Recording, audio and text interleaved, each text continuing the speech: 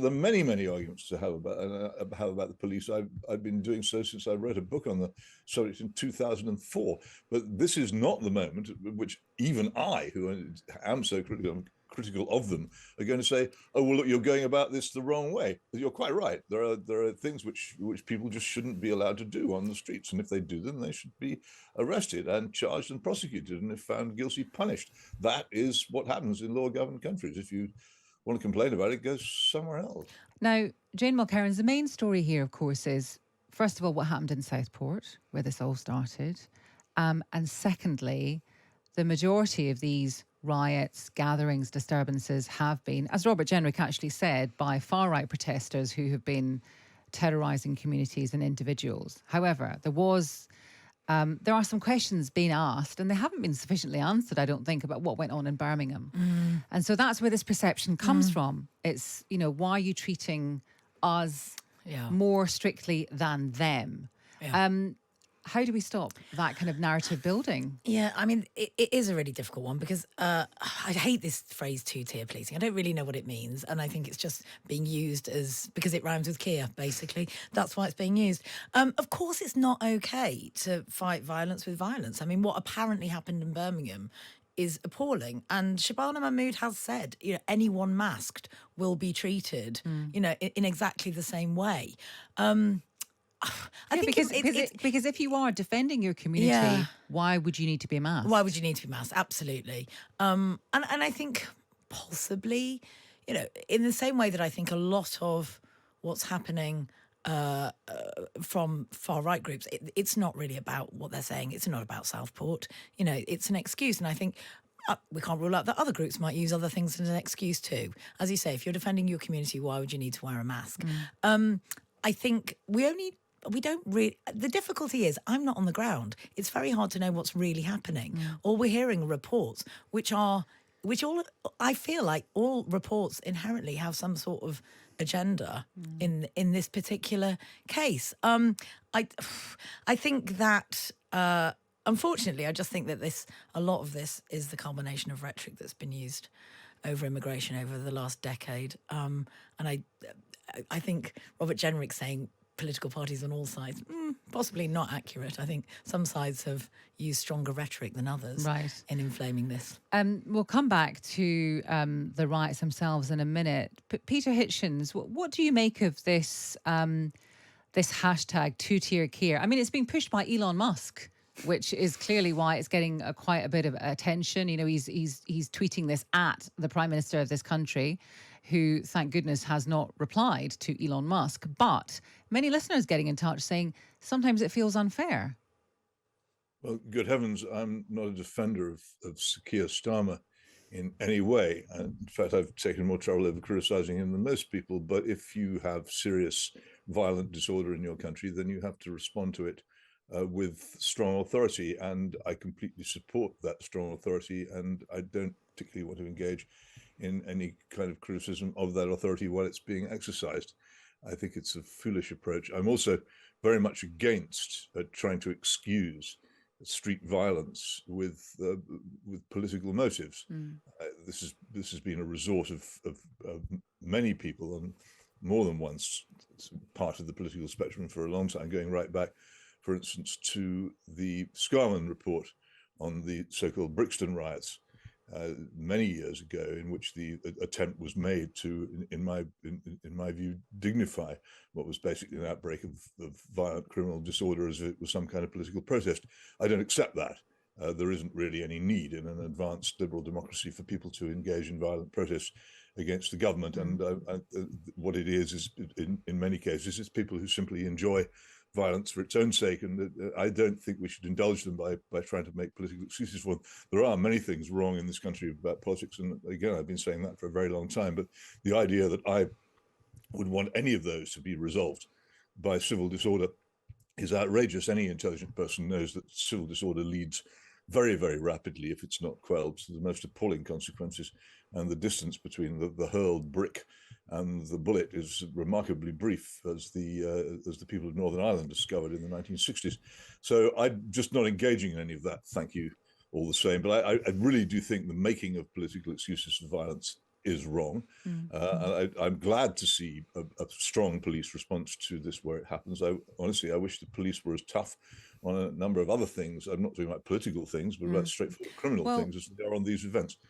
But what's, Peter, is the effect of the police clamping down on these people, arresting them, of Keir Starmer saying, repeatedly, you will face the full force of the law? Because it doesn't, well, we don't know, do we? But it doesn't seem to be discouraging them. We don't know what's going to happen tonight. But, there are some concerns that there are between 30 and 40 targets.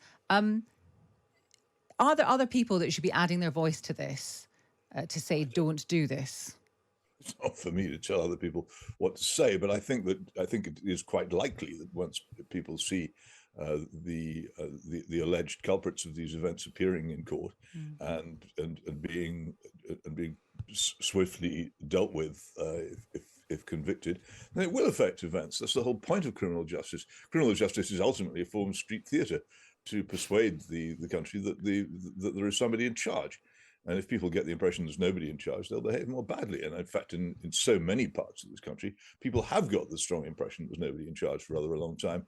And that's why I certainly can't be one of those who now says, well, if the police are going to be tough, let's complain about it. No, I think that if people go and besiege buildings and set fire to them and terrorize their neighbors, then they must be stopped. And that's half the point of having a police force, isn't it? That's why I find where's the difficulty here? I just don't see any difficulty for the citizen of a free country. We're not in the old East Germany here, where the police had more than one purpose. We're in a civil society where the police ultimately serve the law, not the state. And I actually think that you can't get past the fact that a lot of people talk about two-tier policing. Can we imagine any circumstance in which any person from any community who attacks a hotel and sets it on fire doesn't get lifted by the police? It's just unimaginable. I mean, there is rioting, and rioters acting riotously are being nicked. That feels like a fairly normal situation to be. The arguments that are coming in about two-tier policing about, well, maybe how did they handle the Colston statues being toppled down, or that's a different argument. That's not comparing like with like by any means. Jane, one of the things it may be a valid argument to make it at another time, but it's completely futile to be making it now. I don't think that the police response to an awful lot of things over the past 30 or 40 years has been particularly effective or good. But where I see the police responding, in my view, correctly to lawless violence, then I'm not going to be standing here criticizing it or casting aspersions on it or attacking the government for doing it. It's their job, and if they didn't do it, then I think we'd have more reason to complain. So there are many arguments to have about the police. I've been doing so since I wrote a book on the subject in 2004. But this is not the moment at which even I, who am so critical of them, are going to say, oh, well, look, you're going about this the wrong way. You're quite right. There are things which people just shouldn't be allowed to do on the streets, and if they do them, they should be arrested and charged and prosecuted, and if found guilty, punished. That is what happens in law-governed countries. If you want to complain about it, go somewhere else. I was somewhere else last time something like this happened. I was living in New York during Black Lives Matter, and that was a protest against police violence. That was a protest that was about, the murder of George Floyd. And living in New York in a very tight lockdown, we're in a curfew inside a lockdown. And around my flat in Brooklyn, there were thousands and thousands of riot police. And I have to say, it felt so extremely heavy-handed. And I don't think it did an awful lot to really help the situation. I did abide by the curfew because I was there on a visa. Many people didn't and continued to actually protest peacefully into the evening, which was really interesting because people were they were refusing to do what the police told them to do, which was go home. But it did feel incredibly aggressive and very heavy-handed, and I don't want to live in a country where that's the response. I think there's always going to be a distinction between protest and rioting, and that's a line that, as Peter said, we can debate on another day. Jane, one thing that has been talked about this morning, we're looking at the YouGov polling about Keir Starmer's popularity or how people have judged his performance, and it's something like 50% of people say he's not doing this very well. Do you think if this had happened, say the election had been November rather than July, and it had happened under a Tory government, the last Tory government, would it have made any difference? Do you think anything Yeah. political has made any difference to this situation? It's a really interesting question. Obviously, we can't know. I mean, we don't have a crystal ball. We don't know. I thought you were going to ask if this would have happened a month after the election. It wouldn't have happened in December because nobody would riot when it was cold and raining, because that's the other thing about these kind of incidents. They only seem to happen when it's, 28 degrees outside. And I just think that's incredibly telling. No one's motivated enough to do it in January. But I think it would have been really interesting to see what a Tory government's response would have been, how they would have tried to explain away the motivations of something like this. But I also do feel that it was really interesting for reasons I won't go into here. I was matching up some of the places where violence has broken out with the new MPs who've been elected, and they're all Labour MPs, which I think is very interesting, that in none of these constituencies where violence has erupted have they got Conservative MPs. And I do wonder if that is some kind of manifestation of a schism that we saw in the election and in the run up to the election. Because some people have been saying that this sort of that they didn't feel their vote was heard, and they're protesting against the government they don't feel is theirs. What do you think, Peter? Do you think it would have made any difference? Does the nature of the government make any difference? Would this have happened anyway, do you think? I don't know whether it would have happened anyway, but I don't think the nature of the government has anything to do with it. I think that what is largely driven has been people putting things on the internet which they shouldn't have put on the internet. And that, I think, would have happened under any government. If these things are not happening, whether Tory MPs, I'm sorry, it's not particularly surprising because there aren't that many Tory MPs. That's true. It's a maths question. You talked there, Peter, about people putting things on the internet. What about the role of people like Tommy Robinson or Stephen Yaxley Lennon and Nigel Farage in all of this? Well, what about them? I mean, as I say, I think that you just have to be extremely careful what you say about this. And I'm not going to go into details because I don't have in front of me exactly what certain people have said. So I'm not going to take any foolish risks by denouncing people for saying things they haven't said or turning insinuations into direct claims. But I do think that beyond doubt, the existence of anti-social media has made it possible for people to spread dangerous rumors which have done considerable damage. There's no question about that. The difficulty is about how on earth a government in a free country can do something about this, and I think that really does deserve serious consideration. But I can't, standing here as I am, come up with an instant answer to it. But it certainly has played a very, very important role in it. Jane, Tommy Robinson tweeted something that was untrue. Subsequently, it was about the murder of a woman in Suffolk, and he said that this had been done by 2 Somali migrants, and the police had to come out and say that is not true. That's one example. Nigel Farage, at the beginning, he since said he was misled. He said that in a radio interview yesterday. But at the beginning, he said there's suggested reports that we might not be getting the whole truth, and are things being withheld from us, and then he said, I was misled by some of these so-called influencers. So that's what we're up against, really. Yeah, absolutely. And it's you can say that after the event. I was misled once you've fanned the flames of that kind of anger. And I think this goes back to your much earlier question, Asma, is Elon Musk's role in all of this. He is the person who restored Tommy Robinson's account on X after he was banned. And I think, there is a much bigger question to ask here in the responsibility of social media platforms in policing all of this. The online safety bill doesn't go far enough. And I think these people, Elon Musk is the richest man in the world by a long stretch.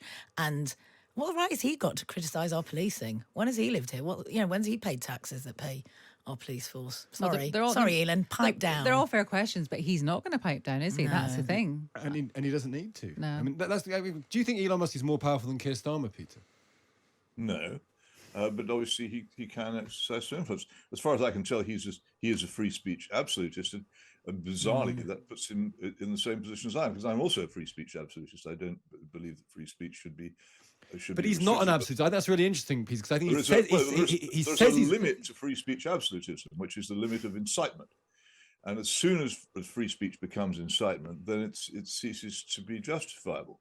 But what strikes me, Peter, is that he's not an absolutist. He's not a little along that frontier. But he's not an absolutist, I think, because he says he's an absolutist. And I kind of do believe that you're an absolutist, but he's not. What's very striking to me is he says he's an absolutist, but then seems to be very party in certain areas. He supports certain people. He advocates certain positions, and he promotes those positions. He Well, that's is not. the way it goes, isn't it? But the thing about that is, if you're a free speech absolutist, you have to accept that other people will benefit from the freedoms which you exercise. But on the other hand, as I say, once it reaches the point of incitement, and I think here we are very much on the frontiers of incitement in a lot of things that are being said, then it is then that's where free speech ends. And if you are going to defend it at all, you have to place that very firm limit on it. It can't work otherwise. The First Amendment could not work if it did not have incitement limits on it. We can't have a First Amendment in this country because we don't have a written constitution in the form that the United States has. But even if we got close to it, we would still have to make the absolute exception that incitement to violence or indeed anything quite close to it, as we see now, is not allowed. And people have to understand that free speech is an extremely responsible thing to be given the right to exercise, and you can't just fool around with it. And I think people do fool around with that. I wonder how many of the people who say loud things have ever actually seen serious violence or been in an abandoned place where there is no authority and you're completely at the mercy of whoever happens to be passing by. I have myself, and it makes a profound impact on you when you realize what it is to be completely alone without the protection of any sort of authority. Imagine that before you sound off, seems to me to be one good rule. Andy says here, make the owners of social media platforms legally responsible for what's on their site like other publishers. They'll say they can't afford to moderate everything, but happy days if they all go bust, says Andy.